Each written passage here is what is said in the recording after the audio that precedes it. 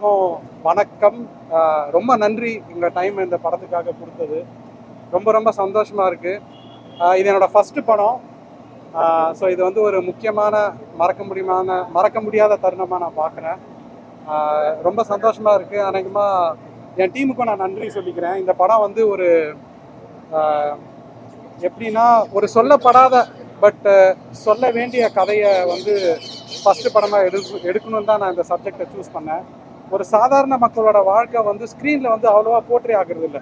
So உண்மையான hero யார் அப்படின்றது தான் வந்து இந்த படத்தோட அண்டர்லைங் தீம். முழுக்க முழுக்க என்னோடய ஆக்டர்ஸ், என்னோடய டெக்னீஷியன்ஸ், இவங்க சப்போர்ட் இல்லைன்னா படம் இந்த மாதிரி வந்திருக்காது. ஒருத்தரும் இந்த படத்துக்கு மெனக்கிட்டு அவங்க மேஜிக்கை நான் ஆட் பண்ணியிருந்தாங்க நான் நினைக்கிறேன். உங்களுக்கு பிடிச்சிருக்கோன்னு நான் நம்புகிறேன். ரொம்ப நன்றி.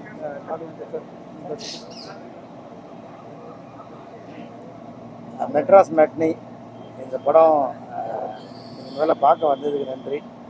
உங்களோட பேர ஆதரவால் இந்த படம் மக்களுக்கு போய் நல்லபடியாக சேரும்னு நான் நம்புகிறேன். இந்த படம் வாய்ப்பு கொடுத்தது வந்து டைரக்டர் கார்த்திகேயன் மணி, அவருக்கு இது மூலமாக நன்றி சொல்லிக்கிறேன். Thank you so much. And Abhishek ராஜாவுக்கும்.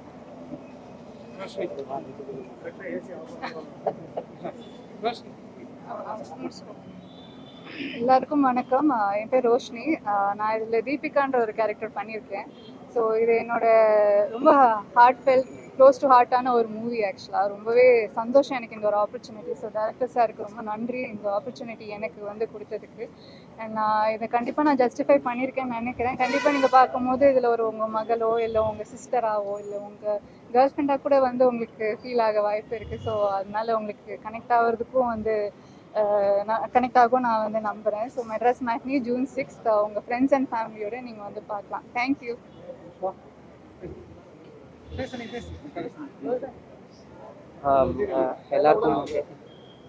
எல்லாருக்கும் வணக்கம். என்னோட பேர் விஸ்வா. நான் இந்த படத்தில் தினேஷ்ன்ற ஒரு கேரக்டர் பண்ணியிருக்கேன். ஸோ இந்த படம் எனக்கு ரொம்ப முக்கியமான படம். ஸோ இந்த படத்தை கொடுத்த என்னோட கார்த்திகனா, அவருக்கு ரொம்ப நன்றி. என்னை நம்பி கொடுத்தாரு. இது ஒரு பெரிய ரோல். ஸோ கண்டிப்பாக நீங்கள் எல்லோரும் படத்தை பார்த்துருப்பீங்க. ரொம்ப க்ளோஸ் டு ஹார்ட்டாக உங்கள் எல்லாராலையும் ரிலேட் பண்ணக்கூடிய ஒரு கேரக்டராக தான் இந்த படத்தில் எல்லா கேரக்டருமே இருக்குது. ரொம்ப யதார்த்தமான ஒரு படம். கண்டிப்பாக உங்கள் எல்லாருக்கும் பிடிக்கும் நம்புகிறேன். கண்டிப்பாக ஃபேமிலியோட June 6 தியேட்டருக்கு வந்துடுங்க. ரொம்ப ரொம்ப நன்றி. Namaskaram, good evening.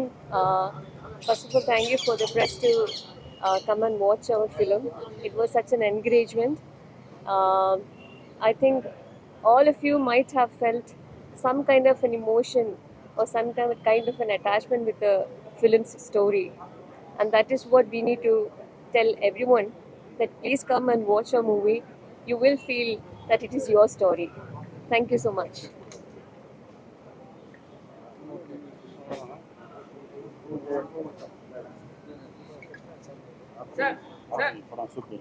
Thank you sir. ஐயோ நன்றி சார். நன்றி சார். அந்த ஸ்டோரி டெல்லிங் பற்றி சொல்லுங்க. ஸ்டோரி டெல்லிங் எப்படி சார் என்னென்னா நான் உண்மையாக இருக்கணும்னு நான் நினச்சேன் சார். இப்போது நான் பிறந்து வளர்ந்தது வந்து எம்ஜிஆர் நகர். எங்கள் தெருமனையில் ஒரு அங்கிள் கடை வச்சுருப்பார். இதே நான் நிறைய இடத்துல சொல்லிட்டேன். என்னென்னா அவர் பார்த்தீங்கன்னா அந்த கடை சைஸ் சின்னதாக ஆகாது, பெருசும் ஆகாது. 30 வருஷமாக அதுக்குள்ளேயே ஓடுறாரு. இப்போது என் லைஃப் கொஞ்சம் டிஃப்ரெண்ட்டாக இருந்தது. அம்மா அப்பா என்னை நல்லா படிக்க வச்சாங்க. இனிஷியலி நாங்கள் கஷ்டப்பட்டாலும் நான் இப்போ வந்து ஓரளவு டீசெண்டான பொசிஷனில் இருக்கேன்னு நான் நினைக்கிறேன். ஆனால் அவர் வாழ்க்கையை நான் நிறைய வாட்டி யோசிச்சிருக்கேன். இந்த 30 வருஷத்தில் அவர் என்ன சேஞ்சை பார்த்தாருன்னு நான் யோசிச்சிருக்கேன். அந்த முழு சேஞ்சுமே அவர் பையன்கிட்ட நீங்கள் பார்க்கலாம். அந்த பையன் முன்னேறி படித்து நல்ல வேலைக்கு போய் இப்போ ஒரு நல்ல பொசிஷனில் இருக்கான். எனக்கு என்ன டவுட்னா, இவர் முன்னேற மாட்டாருன்னு அவருக்கே தெரியுமா? தெரிஞ்சு தான் 30 வருஷமாக அதே ஓட்டத்தை ஓடினாரா? அது வந்து எனக்கு ஒரு ரொம்ப வியப்பத்தக்க ஒரு ஹீரோயிக்கான ஒரு விஷயமா எனக்கு தோணுச்சு. அந்த லைஃப் நம்ம எல்லாருக்குமே அந்த லைஃப் தான். எல்லா அப்பா அம்மாவுமே அதனால தான் நம்ம ஊரில் படிச்சிருங்கன்னு சொல்லிக்கிட்டே இருப்பாங்க. அவங்க முன்னேற வாய்ப்பே இல்லைன்னு தெரிஞ்சோம் அந்த ஓயாத ஓட்டம் இருக்குல்ல சார், அவங்க தான் உண்மையான ஹீரோன்னு நினைக்கிறேன். இந்த கதையை வந்து சினிமாத்தனமே இல்லாமல் எடுக்கணும்னு நான் முடிஞ்ச அளவு நான் ட்ரை பண்ணேன். அதான் உண்மை. ஆனால் அட் த சேம் டைம் இது ஒரு ஆர்ட் ஃபிலிமாவோ இல்லை வந்து ஒரு ஃபிலிம் ஃபெஸ்டிவல் ஃபிலிமாவோ மறைஞ்சிடக்கூடாது. இதை வந்து தேட்டருக்கு வந்து மக்கள் பார்க்கணும். இதை வந்து நான் ப்ரெசென்ட் பண்ணணும். தேட்டரில் தான் இதை பார்க்கணுன்ற ஆசை எனக்கு இருந்தது. ஸோ அதோட முயற்சியாக தான் சார் நான் பார்க்குறேன். ஸ்டோரி வந்து நல்லா போகுது. ஆனா சத்யராஜ் வந்து ஒரு ஸ்டோரி சொல்லிட்டே இருக்காரு. ஏன் விஷுவல்ஸ் நீங்க காட்டுறீங்க, க்ளீனா போல்டா காட்டுறீங்க, ஏன் சத்யராஜ் வந்து ஸ்டோரி சொல்லணும்? சார் என்னன்னா இப்போ நான் இதை பற்றி யோசிச்சிருக்கேன் சார். எனக்கு புரியுது, நம்ம ஊர் தமிழ் சினிமாவில் வந்து நரேட்டர் இருந்தாலே கொஞ்சம் ஒரு நெருடல் இருக்க தான் செய்யுது. பட் நான் என்ன ஃபீல் பண்ணேன்னா சார், இப்போ இந்த அப்பா கேரக்டர் இருக்கார்ல சார், அவரு தான் நல்ல அப்பான்னு சொல்லிக்கிறதுக்கும் அவரோட எதிரி அவரை முதுகில் தட்டி கொடுத்து நீ நல்ல மனுஷன்டா, நீ நல்லா வாழ்ந்தன்னு சொல்கிறதுக்கும் பயங்கர டிஃப்ரென்ஸ் இருக்குது. இது ஒரு காரணம். இன்னொன்று, இது வந்து ஒரு ரிஃப்ளெக்டிவான ஒரு கண்ணாடி மாதிரியான ஒரு எக்ஸ்பீரியன்ஸாக நான் பார்த்தேன் சார். ஒரு ஆப்ஷன் வந்து அந்த பையனே வளர்ந்து ரிஃப்ளெக்ட் பண்ணி பார்க்கறது, நாங்கள் சின்ன வயசில் இப்படி இருந்தோம், அது அது வந்து நம்ம எடுத்த டெம்ப்ளேட். ஸோ இதில் வந்து எனக்கு இந்த அவர் வந்து பார்த்தீங்கன்னா பணக்காரர், கல்யாணம் பண்ணியிருக்க மாட்டார், எலிசபெத் டெய்லர் மேலே தான் லவ். அதுக்கப்புறமா வந்து நல்ல கனெக்ஷன் உண்டு, நல்ல வசதி உண்டு, இவங்களை துச்சமாக மதிக்கிறாரு. இவங்க கதையை சொன்னால் இன்ட்ரெஸ்டிங்காக இருக்கும்னு எனக்கு தோணுச்சு சார். அது எனக்கு வந்து ஒரு குழந்தை பிறந்து அவள் வளர்ந்து யூஎஸ் போகிற வரைக்குமான அந்த கதையை வந்து என்னால் ஒரு 2 ஹவர் 10 நிமிஷத்தில் சொல்ல முடிஞ்சது. இது ஒன்று. இன்னொன்று, ஹியூமரும் வந்து கொஞ்சம் ஸ்விட்ச் ஆகும். ஃபார் எக்ஸாம்பிள், அந்த பையன் வினோபான்னு ஒரு பையன் இருப்பான். அவன் வந்து எப்படின்னா அவர் சொல்லாரு, அவன் கொஞ்சம் வயலண்ட் தான் அப்படின்னு. பசங்களை அடிப்பான், பெரியவங்களை அடிப்பான், அப்புறம் பூனையை தூக்கி போடுவான். அநேகமாக அங்கே சிரிச்சிருப்பாங்க எல்லாரும். பட் இமீடியட்டாக அவர் சொல்லுவார், இவன் இந்த வயலன்ஸுக்கு காரணம் இவங்க அப்பா தான் அடிக்கிறாரு சார். லைஃப்னு அந்த மாதிரி தான் இருக்கும்னு நான் நினைக்கிறேன். நம்ம வந்து மேலாப்பில் சிரித்தாலும் பின்னாடி வந்து ஒரு ஆழமான வலி இருக்கலான்றது தான் வந்து இது. ஸோ இதை சீன் பை சீன் எடுத்தால் எனக்கு இன்னும் டைம் தேவை. ஸோ இது வந்து ஒரு ஒரு ஃபேமிலியோட ஸ்லைஸ் ஆஃப் லைஃப்னு கூட நான் சொல்ல மாட்டேன். இது ஒரு பெண் குழந்தையோட முழு வாழ்க்கை. அதான் சார், இதுதான் காரணம். இந்த காரணங்களுக்காக தான் நான் சார். அப்புறம் அந்த பொண்ணு வந்து கல்யாணம் பண்ணிக்கலாம் சொல்றீங்களே சார்.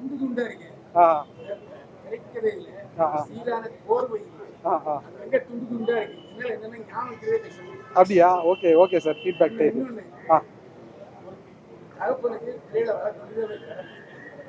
அது என்னமோ ரொம்ப சுமையா காட்டிட்டீங்க. நான் என்ன கேட்பேன், எனக்கு தான் 2 பொண்ணுங்க ஒரு பையன் இருக்காங்க, நான் சுமையா தகுந்ததே இல்லையே சார். அவர் எங்கேயுமே சுமையா பார்த்துருக்க மாட்டார் சார். அப்பா சுமையாவே பார்த்துருக்காரு. நீங்க தானே இப்படி சொல்றீங்க. என்னது? அப்படி இல்லை சார். நான் என்ன சொல்கிறேன்னா, அவர் வந்து இது வந்து ஸ்க்ரீனுக்கு சொல்லப்பட வேண்டிய கதைன்னு நான் நினைக்கிறேன். இது சொல்லாமல் விடணுன்றது வந்து என்ன ஆகும்னா சார், அப்போ நம்ம எதை பற்றி சார் சொல்கிறது? அப்போ வந்து கன்னு புல்லட்டு இதே சொல்லிட்டு இருக்கணுமா? சொல்லவே இல்லை. காட்சிகள் துண்டு துண்டா இருக்கு. Okay sir. மனசுல பதிய வேண்டிய காட்சிகள் கொஞ்சம் நெருடலா இருக்குன்னு சொல்றேன். உங்களோட ஒப்பீனியன் சார். அது அவ்வளோதான். நான் என்ன ஒத்துக்க முடியாது அதனால. கண்டிப்பாக அது உங்களோட ஒப்பீனியன், அவ்வளோதான்.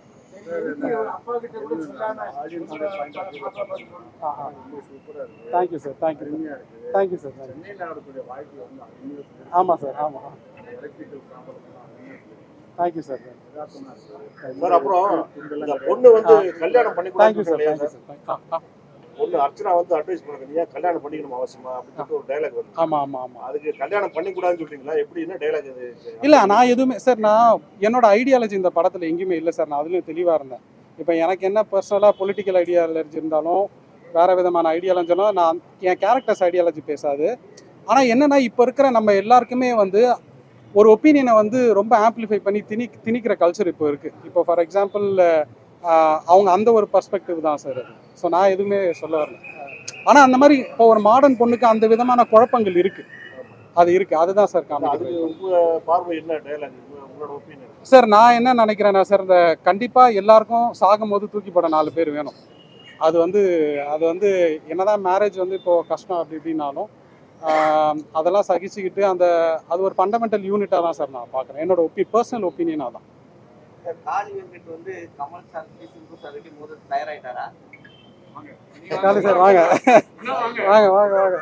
இல்லை அப்படி இல்லை. நான் அவரோட பெரிய தீவிரமான ரசிகன். நான் சின்ன வயசுலேருந்து ஒரு நிமிஷம் கேளுங்க, நான் சொல்லி முடிச்சுக்கிறேன். அதோட நீ கேள்வி கேட்டீங்களா, பதில் சொல்லணும் போல. அது எனக்கு வந்து நான் சின்ன வயசுலேருந்து சாரோட பெரிய ஃபேன். இப்போ எங்கள் டீமுக்காக எப்படி இருக்குன்னா, இப்போ தக்லைஃபு ஒரு திருவிழா நடக்குதுல்ல, அந்த திருவிழாவில் நாங்கள் ஒரு ஓரமாக பஞ்சு மிட்டாய் விற்க வந்திருக்கோம். அந்த ஒரு மனநிலை தான் எங்களுக்குள்ளே இருக்குது. ஸோ அது வந்து மக்கள்கிட்ட தான் அப்படி தான் நாங்கள் அதை ப்ரெசென்ட் பண்ணுறோமே தவிர நீங்கள் சொல்கிற மாதிரி எந்த மனசுக்குள்ளே அப்படி எந்த எண்ணமும் இல்லை. ஓகே போல. வேற என்ன தொடர்ச்சியாக எங்கெங்க நடிச்சிட்டு இருக்கேன்? இல்லை நான் வந்து கதையின் நாயகனா அப்படி நடிக்கணுன்ற இன்டென்ஷனில் நடிக்கவே இல்லை. இது வந்து இந்த கதைக்கு நான் தேவைப்பட்டேன்னு டைரக்டர் ரொம்ப அழுத்தமாக ஃபீல் பண்ணார். அப்புறம் நீங்கள் நடிக்கணும்னு சொல்லி இந்த கதை சொன்னேன். கதை எனக்கு ரொம்ப பிடிச்சிருந்துச்சி, என் ரோல் எனக்கு ரொம்ப பிடிச்சிருந்துச்சி. அது நான் சின்ன ரோலாக பெரிய ரோலான்னு பார்க்க மாட்டேன். இது படம் ஃபுல்லாக வருது, அவ்வளோதான். எனக்கு எந்த திட்டமும் கிடையாது. அப்படியா? நன்றி. அதுக்கு அவங்களுக்கு தான் நன்றி சொல்லணும்.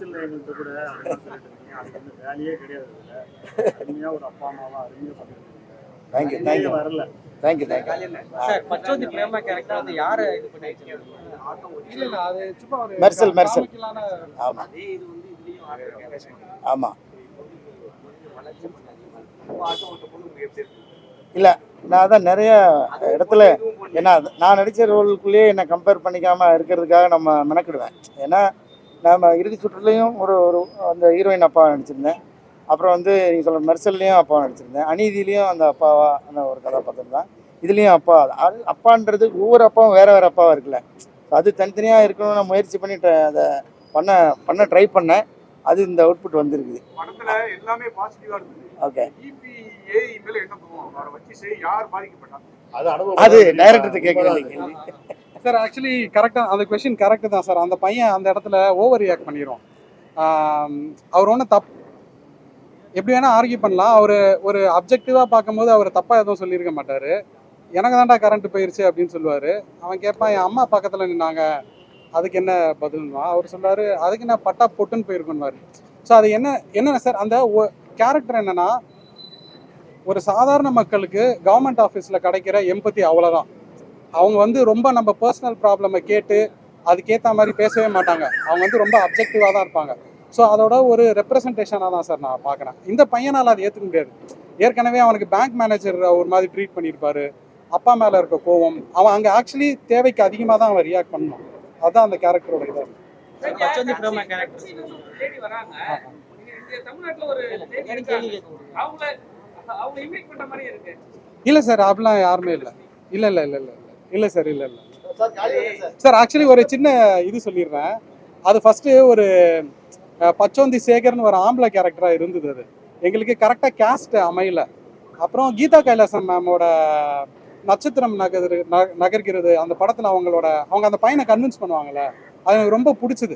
அதே அவங்க அந்த கன்வின்ஸ் பண்ணுற அம்மாவே ஒரு பொலிட்டிக்கல் அம்மா தான். அது அந்த ஜாதி கீழ் ஜாதி பொண்ணு உனக்கு வேணான்னு ஒரு அந்த ரூமில் வச்சு அவனை அடைச்சி செஞ்சு விடுவாங்கல்ல, எனக்கு அது ரொம்ப பிடிச்சது. ஸோ நான் அப்படியே அதை ஃபீமேலாக போட்டேன். மற்றபடி எது சார் எது? ஆமாம் இது தேங்க்யூ சார். இல்லை அது உண்மையில அந்த திருக்குறள் இருக்குல்ல தீம். ஆமாம் அப்படி அந்த கேரக்டரை எப்படி சொல்லியிருக்கோன்னு இமேஜின் பண்ணி sir.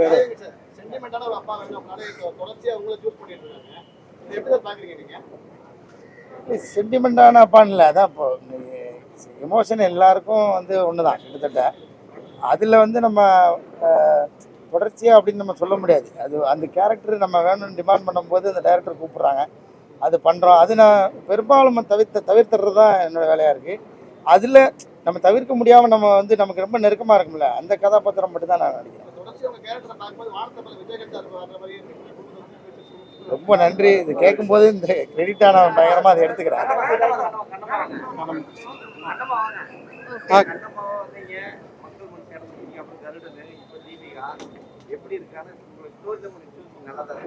Thank you so much sir. ரொம்ப சந்தோஷமாக இருக்குது ஆக்சுவலாக. அங்கேருந்து இங்கே இவ்வளோ தூரம் கொண்டு கைப்பிடிச்சி கூப்பிட்டு வந்தது வந்து கண்டிப்பாக மக்களோட சப்போர்ட் தான். உங்கள் மீடியா ப்ரெஸ் சப்போர்ட் இல்லாமல் இவங்கெல்லாம் தான் எனக்கு ஹெல்ப் பண்ணாங்க இவ்வளோ தூரம் வரதுக்கு. ஸோ ரொம்பவே சந்தோஷமாக இருக்குது. ரொம்பவே என்ன சொல்கிறது, ட்ரீம் மாதிரி இருக்குது எனக்கு இந்த இடத்துல வந்து உங்கள் முன்னாடிலாம் வந்து பேசுறதுக்கு ரொம்ப சந்தோஷமாக இருக்குது. தேங்க்யூ. சீரியல் இருக்கும்போது உங்களை வந்து ஒரு விஷயம் சொல்லியிருந்தாங்க, அந்த பிளாக் மாதிரி இது பேசியிருந்தாங்க. ஸோ இதுலேயும் வந்து டேரக்டர் ஒரு விஷயம் சொல்லியிருந்தாரு, ஆனால் வந்து டோட்டலாக சேஞ்ச் ஆகிருக்கு. எப்படி அது புரியல? சீரியல்லேருந்து இதில் சேஞ்ச் ஆயிருக்குன்னு சொல்கிறீங்களா? புரியல எனக்கு. சீரியல்லேருந்து இங்கே சேஞ்ச் ஆயிருக்கு. சீரியலில் வந்து இல்லை, இது வந்து ஹெல்த்தியாக இருக்கிற ஒரு இதுதான். ஏன்னா சீரியலில் இருக்கும்போது டார்க் மேக்கப் போட்டு தான் நாங்கள் நடிச்சிருந்தோம். ஸோ அது ஒரு 5 வருஷம் முன்னாடி. இப்போ வளர்ந்துட்டேன். கல்யாணம் பண்ண அடுத்தடுத்த படங்களில் சான்ஸ் கிடைக்காதுன்னு சொல்லி கல்யாணம் வேணாம். கதைப்படி வந்து நான் வந்து குடும்பத்தை வந்து ஃபர்ஸ்ட் பார்த்துக்கணுன்ற இது ஃபர்ஸ்ட் ப்ரையாரிட்டியாக இருந்தது. அதனால தான் வந்து நான் கல்யாணம் வந்து தள்ளி போட்டுட்டே இருந்தேன். நிறைய பெரும்பாலும் இப்போ இருக்கிற சொசைட்டிலாம் நிறைய பேர் அது பண்ணிட்டு இருக்காங்க. ஸோ அதை தான் வந்து டிபிக் பண்ணுற மாதிரி தீபிகா வந்து அதோட அவங்களோட கேரக்டர் இருக்கு. சார் டேரக்டர் சார் அதே மாதிரி எல்லா விஷயத்தையும் விட்டுருக்கீங்க, ஜாதி இனத்து எல்லா விஷயத்தையும். நான் எதுக்கும் ஒரு ஃபினிஷிங் இதுதான் தீர்வு, படம் கூட ஃபினிஷ் இல்லாத மாதிரி பார்ட் 2க்காக அப்படி விட்டீங்களா? இல்லை சார், பார்ட் 2லாம் என்னை பொறுத்த வரைக்கும் ஃபினிஷிங் இருக்குது சார். என்னென்னா இந்த கதையை ஏன் சொல்லணும், சாதாரண மக்களோட கதை ஏன் சொல்லணுன்ற கேள்வி. அதில் வந்து சந்தோஷம் இருக்குது, அன்பு இருக்குது, பாசம் இருக்குது, அதில் அவ்வளோ அழகு இருக்குது. அதை தான் சொல்ல வரும். ஒரு ஆட்டோ டிரைவர் கார் கற்றுக்கிறது அவ்வளோ கஷ்டமா? கஷ்டம் இல்லை, ஆனால் நீங்கள் யோசிச்சிங்கன்னா சும்மா ஒரு ஒன்ஸ் அகேன் அந்த கேரக்டருமே ஒரு ரெப்ரசன்டேஷன் தான் சார். இப்போது நான் இன்ஜினியரிங் படிக்கும் போது ஐஐடி மெட்ராஸ்ன்னு ஒன்று இருக்குன்னு எனக்கு தெரியாது சார். எனக்கு ஏன் சின்ன சர்க்கிளுக்கு வர இன்ஃபர்மேஷன் இருக்குல்ல சார், நம்ம வந்து அந்த மாதிரி இருக்கவங்களுக்கு ஒரு விஷயத்த ஒழுங்காக கற்றுக்கிறதும் கற்றுத்தரவங்களும் ரொம்ப குறைவாக இருப்பாங்க. நான் அதை அனுபவிச்சிருக்கேன். ஸோ அந்த கேரக்டர் வந்து அதோட ரெப்ரசன்டேஷன் தான். இவர் அவர் நரேட்டர் சொல்லுவார், வாழ்க்கையில் இவருக்கு தப்பாக கைட் பண்ண கூட யாருமே இருந்திருக்க மாட்டாங்கன்னு சொல்லுவார். இந்த மாதிரி மக்களுக்கு எதான் நிலமை. ஸோ அதோட ஒரு ஹியூமரஸ் ரெப்ரசன்டேஷன் தான் அந்த கேரக்டர்ஸ்.